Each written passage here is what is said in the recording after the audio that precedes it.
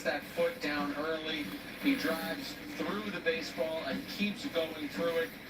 As Paul O'Neill said, I don't even think that was his A swing, but that was good enough for a two-run homer, his 50th, to give the Yankees a 2-1 lead. It honestly wasn't that. I'm taping, so just to let you know. The Judge went out and got it, and then with Jeff Criswell in the seventh, he went out and got this one. Yeah, first pitch swinging, that's right down the middle, and that is going to exit the ballpark for another souvenir. 51st of the season for Judge. It followed up Soto, who also had a first pitch home run. 39th career multi-homer game for Judge. That's about as sheepish as a Kurt McCall can get, but that's who Judge is. He wants his play on the field to speak for him. Well, how about this? Most 50-plus home run seasons, the babe we know has 4, but Aaron Judge right now with 3, surpassing Mantle, Maris, and Rodriguez.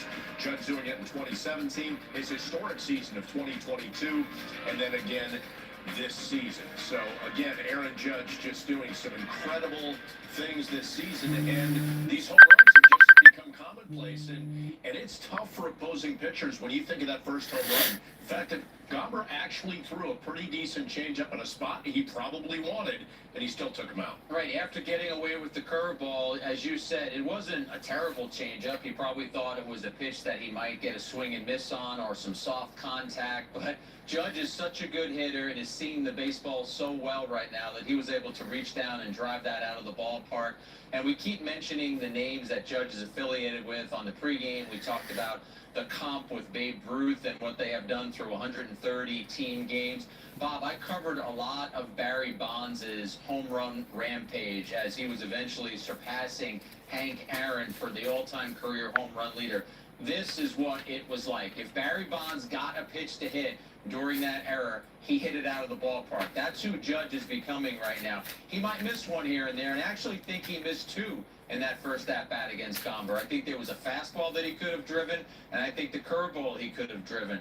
But if you give him something to hit that he can drive, he is hitting out of the ballpark. And this hasn't been a 1-month thing. It hasn't been a 2-month thing. It's been an everyday thing almost since the end of April. And of course, 2 more home runs, 5 total for the Yankees today. Right after the game, Meredith Barakovich talked to the captain on the field. Aaron, an unbelievable afternoon for this offense. A total of 5 home runs, 10 runs total. What is the energy like when guys are hitting the way they hit, including yourself today? A lot of great energy. You know, we scored early, really set the tone. Answered back there in the first, and then we kind of hit a lull for a little while. But then Juan goes out there and gets the party started. He gives an extra insurance run, and I think that really woke up the boys today. Take me through the emotion of that 7th inning when Soto, you, and Stanton go back to back to back. We don't see that every day. Yeah, you don't see that every day. It was, like I said, Soto set the tone.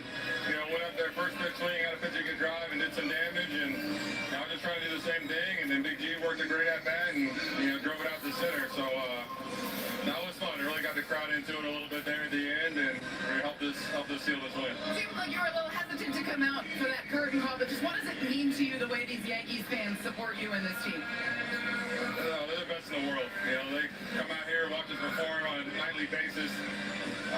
Good or bad, they always have our back, and they let us know definitely when we're not doing our job or playing the way we're supposed to. But that's what you love is being a Yankee, playing for the Yankees. And there's nothing like it. And I don't like doing too many curtain calls, but I'll do it for that. You hit 50 and 51, 3rd season of 50 or more homers, just the 5th player in Major League Baseball history to do so. Is that meaningful to you? Not really. Just trying to do my job. I got nothing more to do. Well, you've been doing it lately, Aaron. Thanks for the time. Thank you. Send it back to you.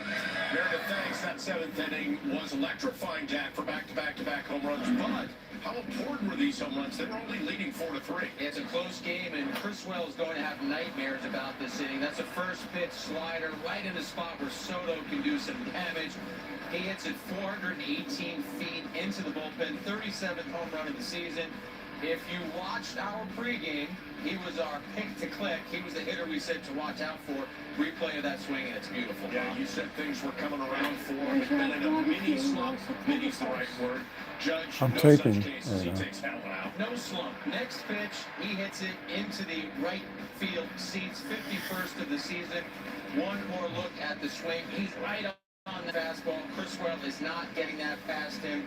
So 2 pitches, 2 home runs. Here's the 5th pitch that Criswell throws. A little slider that hung right there for Stanton. And with his strength, he drives it into the netting over Monument Park, 425 feet. His 23rd home run of the year. 4th time those 3 have gone deep. Not surprisingly, the Yankees 4-0 in those games. Well, Giancarlo Stanton talked about Judge playing it like it's video game and video game numbers. These are all video game numbers from these guys. Juan Soto, 9 homers his last 13. Judge with 51. That's tied for the most through August in Yankees history with Maris and himself from a couple of years ago. And then Stanton's homered in 3 straight, reminding us the importance of not just Soto and Judge, but the players hitting behind him, and Stanton has had some really quality at-bats doing that. You took the words right out of my mouth. I was going to say, as important as Judge and Soto have been and will continue to be, the one guy on that graphic, if you're a Yankee fan, that you should take notice of is Stanton, because he missed time with the injury. And we talk so often about teams being able to avoid Soto and Judge because who's hitting behind them? Wells has come on strong, and when he was hitting that cleanup spot, he's done a really nice job. Best OPS for a catcher in the American League across the last few months. But Stanton is a force, and when Stanton gets a mistake, he can hit the baseball harder than anyone in the major league. So for him to be producing at this level is vital. And one more thought, Bob, since we're talking about Soto as well. I think it was really interesting after that back-to-back-to-back display that the bleacher creatures in right field had a chant of not Juan Soto or back-to-back-to-back, re-sign Soto. And Soto had a smile on his face when all of that was unfolding. So did Judge. He might have been a part of the chorus there. We're going to take our first break. We got a lot more coming up here on the W.B. Mason post-game. More on the pitching today with Stroman. More on the power show, 5 home runs. We're going to hear from Aaron Boone about all of it coming up next. Stick around. The Yankees post-game show on Yes is presented by W.B. Mason. Stop paying high freight charges on shipping and packaging products. W.B. Mason delivers fast and free at amazingly low prices. For years, one